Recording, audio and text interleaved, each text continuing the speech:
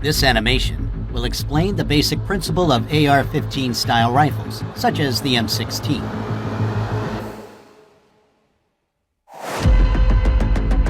The standard M16 was equipped with a carrying handle and iron sights.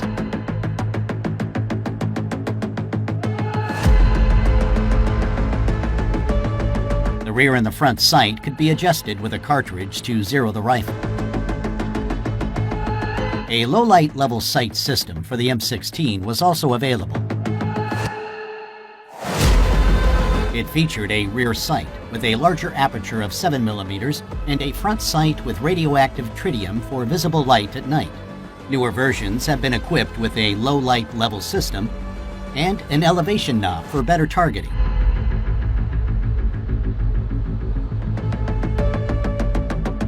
Today, a lot of accessories are available for AR-15 style rifles.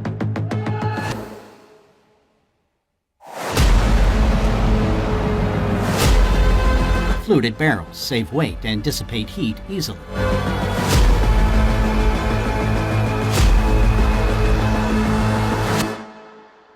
Let's have a look at the M16's trigger mechanism. Initially, the M16 assault rifle could fire in semi-automatic and fully automatic mode. When in safe mode, the trigger cannot be pulled because of the selector's shape. When the selector is moved to semi-automatic mode, the recess in the bottom of the selector allows the trigger to move when it is pulled. As soon as the trigger is pulled, it releases the hammer. When the bolt carrier pushes down the hammer, the disconnector locks it in place. Before another shot can be fired, the trigger must be released so that the trigger sear engages the hammer again. In fully automatic mode, the trigger can move freely, whereas the disconnector stays at its position.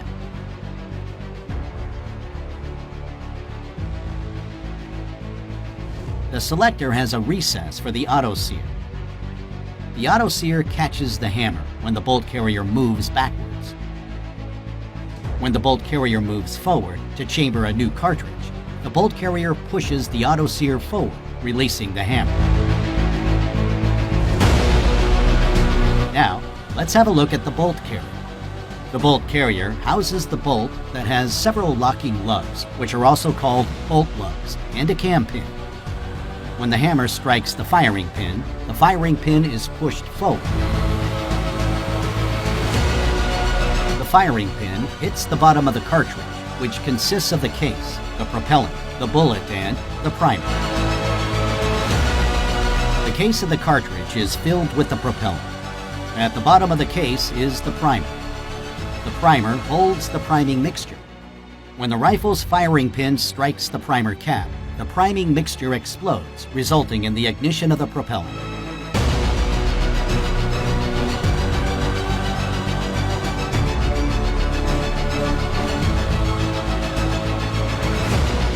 The propellant is available in different shapes and mixtures.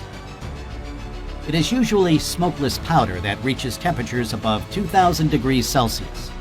The pressure in the case pushes the bullet out of the case through the barrel to the target with a velocity of around 1 kilometer per second. The gas block and the gas tube connect the barrel with the bolt carrier.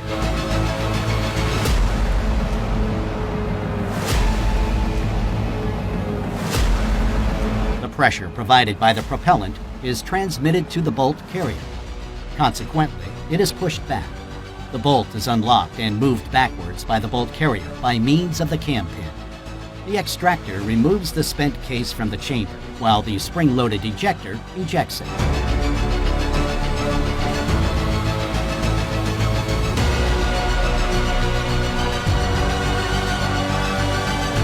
The buffer spring is compressed and ready to release the stored energy. Consequently, it will push the bolt carrier back to its initial position. The bolt chambers a new cartridge.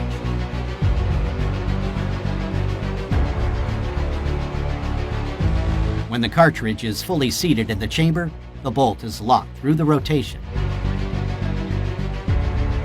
Let's see it again from another perspective. The bolt pushes the cartridge into the chamber. When the bolt cannot move any further, the bolt carrier rotates the bolt through the cam pin. That way, the firearm can withstand the high pressure created by the propellant when the gun is fired.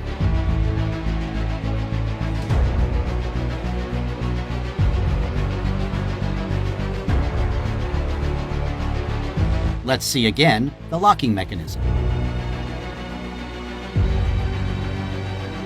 In fully automatic mode, the rifle would release the hammer and fire. Because many soldiers would fire in fully automatic mode and waste ammunition, the burst mode was introduced. When the trigger is pulled, only 3 rounds are fired. This is possible through a spring clutch. The diameter of the spring clutch gets smaller or larger according to the direction of the force. So, when the trigger is pulled, the hammer strikes the firing pin. When the hammer is pushed back by the bolt carrier, the disconnector cam rotates thanks to the spring clutch. This is done 3 times until the burst cam follower reaches the stop notch. Because the stop notch is deeper, the disconnector holds back the hammer. So, the trigger must be released to fire again. Let's see it again from the side view.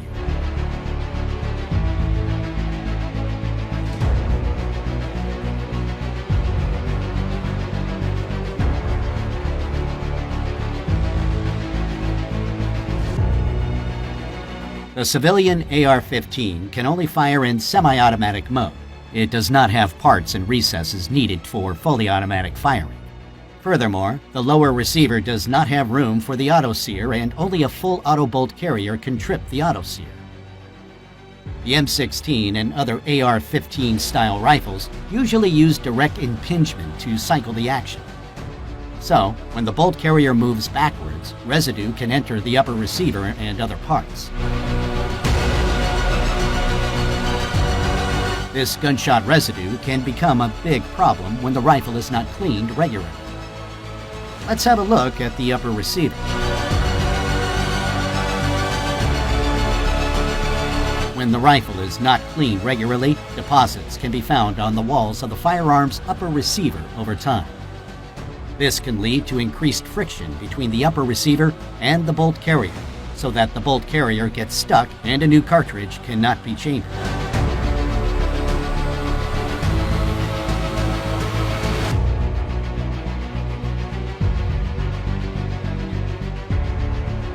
Here, the forward assist can help. Pushing the forward assist plunger will move the bolt carrier forward, thanks to the notches. This can be done until the bolt is locked and the rifle is ready to fire. Flash hiders are common on military rifles. Flash suppressors hide the flash so that the soldier is not blinded in low-light shooting conditions. They do this by dispersing the burning gases so that they cool much faster. When the magazine is empty, the spring-loaded magazine follower, which pushes the cartridges to the top of the magazine, pushes up the bolt catch. By this, the bolt catch locks the bolt. The operator can change the magazine by pressing the magazine catch.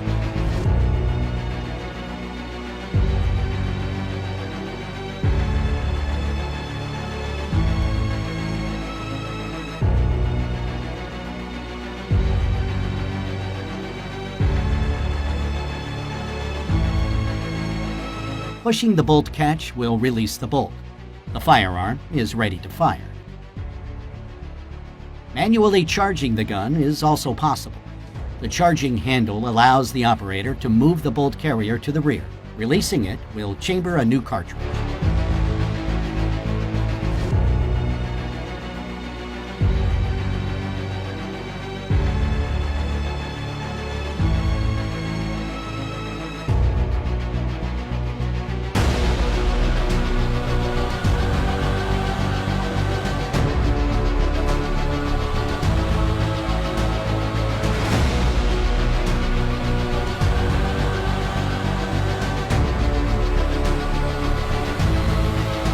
Subscribe now and never miss a new animation.